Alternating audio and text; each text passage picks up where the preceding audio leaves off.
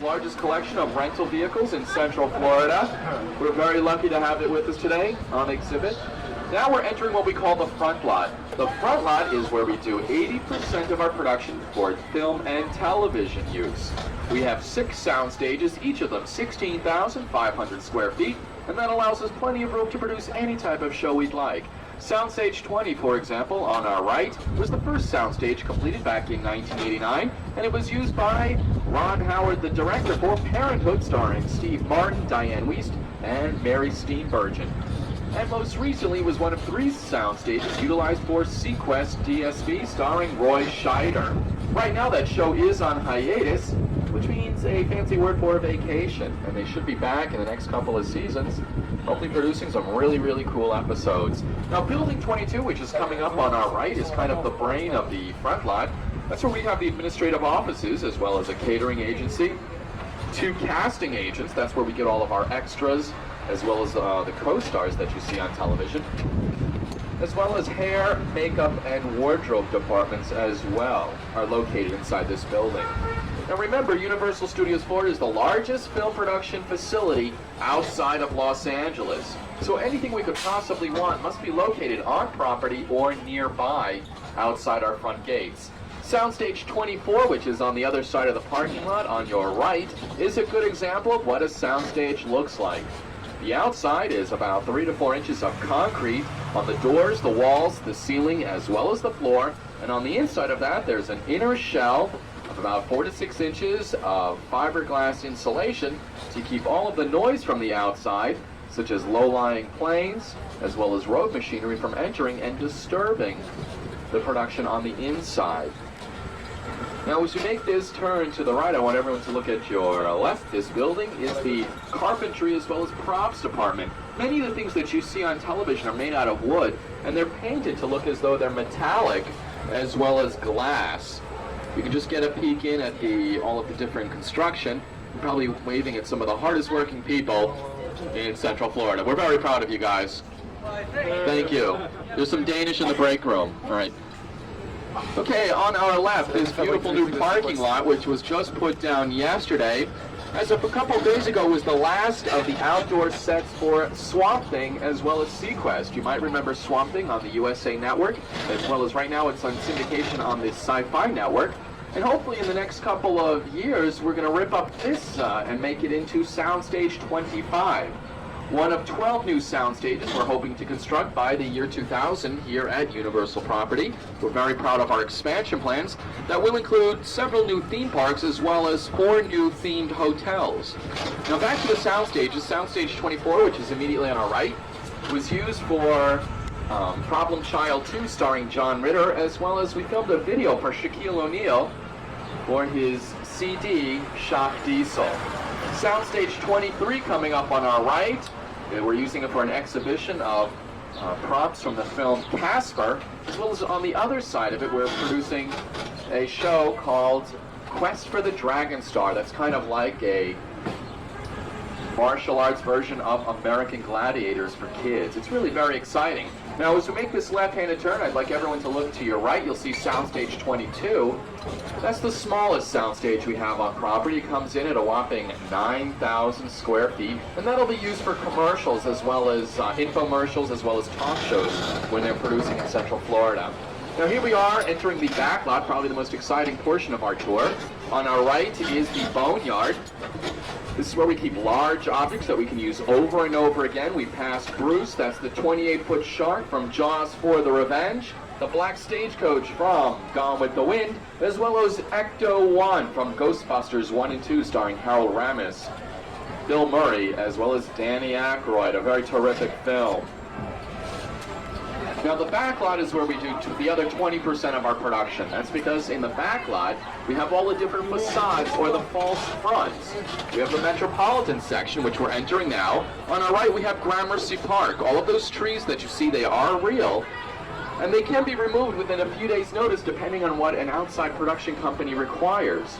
Now, as we make this turn to the right, I'd like everyone to continue looking straight ahead and to the left, and you'll see our New York City skyline. That's the New York Public Library. Those are nothing more than giant billboards that are painted to look three-dimensional. Now they do look real at night when they are lit up. Also on the left is Macy's from Miracle on 34th Street, starring a young Natalie Wood. We have the Einstein Company from Breakfast at Tiffany's, as well as immediately after that we have Pennsylvania Station, the home of Confrontation, better known as the world's largest Cinnabot, known as King Kong, a very fun and exciting ride. Now on our right, you can see Delancey Street. That was the home to Sylvester Stallone in the film Oscar, 1992, the film Oscar, which was filmed right here on property. Sylvester Stallone portrayed Spats Provolone. His daughter was Marissa Tomei. We were very proud to have them here on property. Also on our right, that brick building is the Hudson Street Home for Girls from the film Annie, starring Carol Burnett. And on our left, that brown building is Sal's Bar and Grill from the Pope of Greenwich Village, starring Eric Roberts as well as Mickey Rourke. Immediately after that is Louis Bar and Grill from The Godfather. That's where Michael Corleone avenges the death of his father by shooting the police commissioner right in front of his Los Jalapeno. From Clinton, Mississippi High School. Please report to guest services in the front of the studio. Have a nice day. Now you'll notice that the street has changed textures. These cobblestones are actually pressed concrete. You see, when the cement was wet, a large cookie cutter-like device was rolled across it to give it this texture. Then a team of artisans came out and painted many of the cobblestones different colors to give it an aged look, or distressed look, as we call it here in the studio. Many of the buildings here look as though they've been here about 50 or 60 years, but remember, Universal was built in June of 1990 here in Central Florida. Everything that you see, the rust, the painting, the paint that is chipped, as well as the bird droppings are painted on. Now, if everyone will take a look to your left, you'll see the full length of our lagoon. That's 14 million gallons of water, the home of our Dynamite Night Stuntacular at the closing of our park tonight at 6 o'clock. This gives you a better idea of what the second unit production people do. When the first production people, that's the director and the actors and actresses, are inside of a soundstage running their lines, the second unit is out on the location, doing all of the nitty-gritty work as well as all of the stunts. It truly is a very exciting and explosive conclusion. Now, as we make this left-handed turn, I want everyone to look to your right. You'll see Mel's Drive-In from American Graffiti, one of 3 films directed by George Lucas. This film gave birth to such stars as Harrison Ford, Suzanne Summers, Cindy Williams, as well as Ron Howard himself. Now, this film also helped launch another film project by George Lucas. In the summer of 1977, he made Star Wars, which changed how we watch films. Is how we merchandise films forever and ever. You guys may remember growing up, we had all kinds of Star Wars merchandise, dolls, and play sets. If you guys have any of that stuff at home, please send it to me, care of Steve, Universal Studios Florida, and I'll make sure you get a good price for it on the market. Now, here we are on Hollywood Boulevard, probably the most exciting and most well-known street in U.S. history. We just passed the Pantages Theater, the home of the Academy Awards from 1950 to 1959. Also coming up on our right is Schwab's Pharmacy, where legend has it Lana Turner was discovered in the early 1930s. And also it was featured in the film Sunset Boulevard, starring Gloria Swanson as well as a young William Holden. Also, some of the other buildings we have. The Hollywood Beverly Wilshire from Pretty Woman, you can see that on your left. That was starring Julia Roberts as well as Richard Gere. And coming up on our right, we have the Brown Derby. In the early 1930s, Kay Somborn said if you knew anything about food, you could serve it out of a hat, and that he did. In fact, many of the tables had a phone jack, so the actors and actresses would have their friends and family call them there, so it would look as though they're in the middle of a big deal while eating their meal. Now, the Hollywood Reporter building coming up on your left is home of Lucy A. Tribute. Those of you who are big fans of Lucille Ball, as well as Desi Arnaz Sr., can see some really terrific artifacts and memorabilia, as well as costumes from their days on the stage, screen, and television. Now you'll notice that the beautiful stone masonry as well as the marble work, it may look real. Actually, it's really polished fiberglass as well as styrofoam. That's right, folks, styrofoam. Many of the outsides of these buildings are made from cost-effective products because depending on the production facility, they can remove the front of a building and then replace it with the front of another type of building depending on what a director requires. Now, here we are in between sound stages 42 and 40. On soundstage 42, we have the fantastic world of Hanna-Barbera. Those of you who grew up with all kinds of friends and family in the world of Hanna-Barbera on Saturday morning cartoons can visit with them inside that soundstage. Soundstage 40 is Alfred Hitchcock, the art of making movies. This is where you'll see how Alfred Hitchcock scared the pants off of us for the past 60 years in such films as Vertigo, Suspicion, and The Birds. Now here we are on the eastern side of our boneyard.